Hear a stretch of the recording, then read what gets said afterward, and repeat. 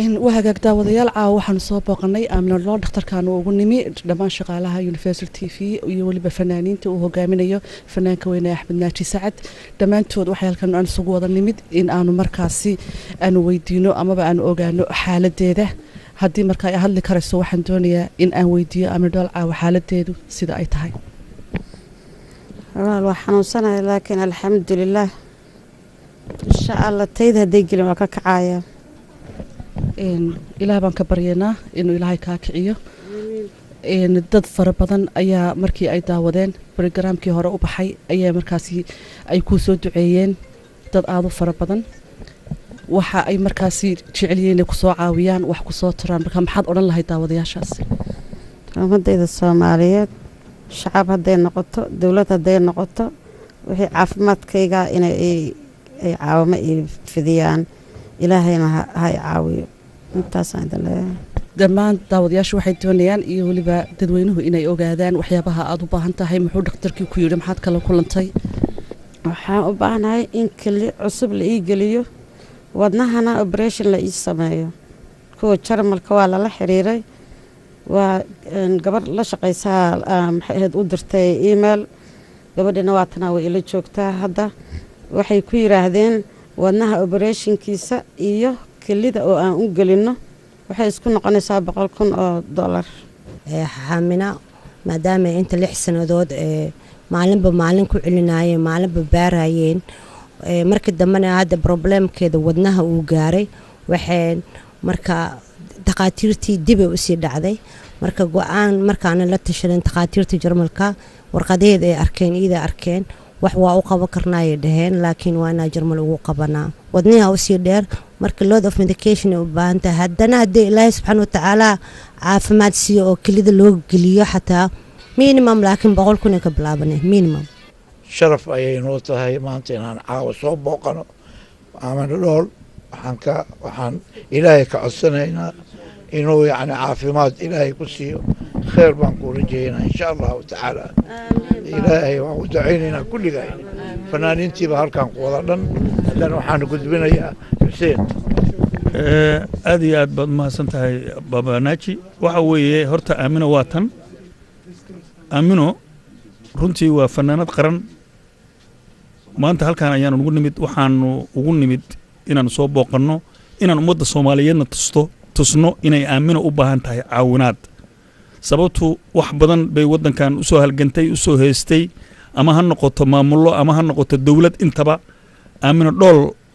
shakhsiga arkow caawe hadalka badan ma karaayo ma hadli karo hadalka ku daalaya hadda waxa ay hadlaysaa gabadha wariyaha ah Aamina Dhufays وهاجاك داوديال وطن هربا إذن كشاجي يونيفرسال تي في لو ما كلا هارين يولي بفنانين تبع مركز ديناعيق واحد تاجن أبو كر مهدي أو يسوي مركزي جوبابي تدك أردن دينا استاجي قف والبعدين نقطة فنان هدين نقطة ومدة الصومالي ملكستو أي شوجا ما مركزي باقاسي أدري عاونا كسوجن هوسبيتال كون ما تتاجن هاي يدو أو مركزي أنا كسو بقنا دمانتيو آمنة دول بالمركز نامكوري تشيو أبو كر مهدي مهتسنت ولا آمنة waxaan u sheegayaa dadweynaha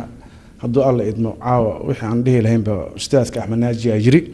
waxaan rabnaa inaan fanaaniinta iyo dadweynaha aan meel intaan ku casuuno isugu keenno oo hormuud inoo yahay ustaad Axmed Naaji oo qof kasta wixii markaa uu ku caawin karo Aamina Dhool uu ku caawiyo annaga bilaabayna ugu horeyn fanaaniinta oo dhan meel ku casuumayna isugu imaanayaan qof kasta awoodiisa Aamina waxay idin sheegi doontaa xaggan kaliya ma caawinaada adduunka meel badan oo waxa jira Aamina Dhufays ay u soo xil saaratay Aamina Dhool ay tiri mataqaanaa iyada iga wakiil ah oo idin sheegayso marka iyada idin sheegi doonto wakiilada adduunka jooga Aamina Dhool ay wakiilatay wax u soo guri doono mucaawinada وهاجاك دمان أدب ومهتسيهين مركين أنتي عاوسي وحترت مركزي مقعدو الدب أيام كسو شيء جدونا أنتي كل صاحري أكاون كمركزي مروا البشر شد إيدهم كقرنا أدب ومهتسنتي لكن أنتي سمين كرويدي أكاون كاسي كجارويدي مقعدة مركزي أنا دي سو شيء جدونه أيات كلا حريري سنوات كوجد بنتو تنعاو مدينة وحويان يونيفرسال تي في وبافو أو سو كسوغان ودن كاسي أستراليا دمان أنت أستراليا شوكتا وح waxay kala xiriiri doonaan wixii caawimaha markaasi ay jecel inay ku caawiyaan Aamina Dhool ay u geyn doonaan waa baafo dhinaca America isagana waxaa noo joogay Universal TV waa deeq darajo dhammaan intiina ku nool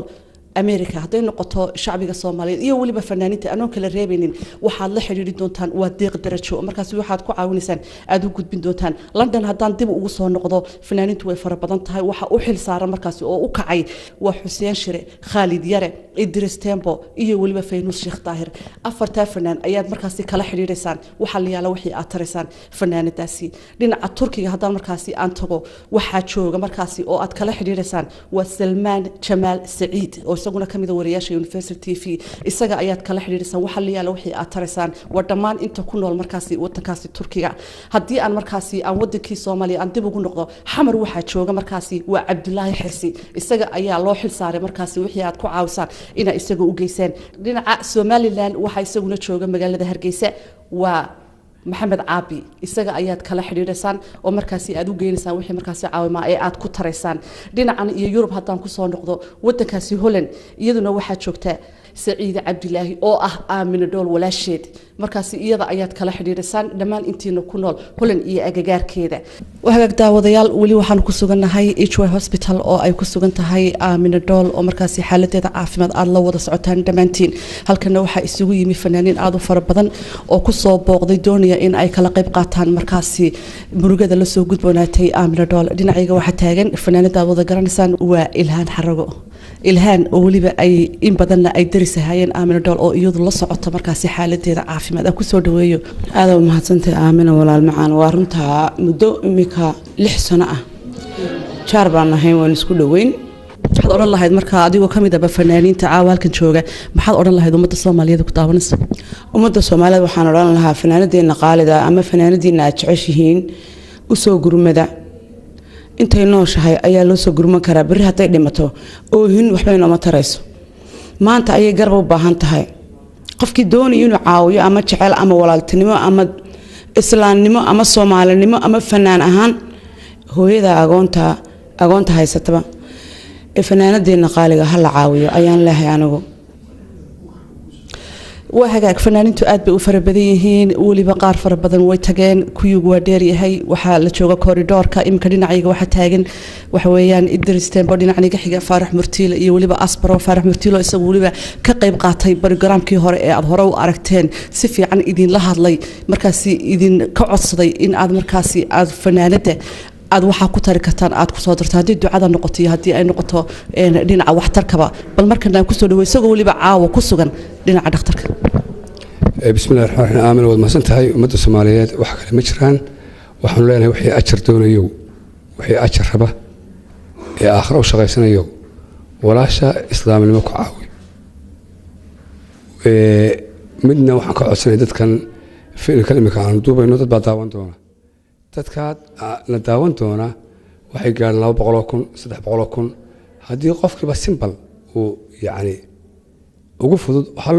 $1 u bixiyo qofkiiba yaani 200,000 ba laga yaabo imka barnaamijka maanta ee warka ee la geliyo TV ka baxa waxa laga yaabaa inay daawadaan 200,000 ama 50,000 hadii qofkiiba $1 soo diro ayaa ku filanba laakiin dadka Soomaalidu systemkii iyo wixii aan garanayn bal taa isku daya in aan ka sameeysan oo abaabushaan dadka akoonada leh oo taa akoonka aan ku xawilo $1 inta qolo ayaga oran laha waana ajar antan xitaa xagga fanaanimada dad baan soo hoos galaya oo oranaya fanaaniyo wax noocaas iska bariga alka inaan islaama oo Soomaaliyeed baa xanuunsanaysa oo kaliya u baahan qofkii caawinayo ku caawi wala shaadar ilaahi ajar baa alka ku tagtay yani oo aad ku helaysaa oo ajar bad helaysaa markaad ma sitay aad buu mahadsan Farax Martiila dhinacayga waxa taagan waa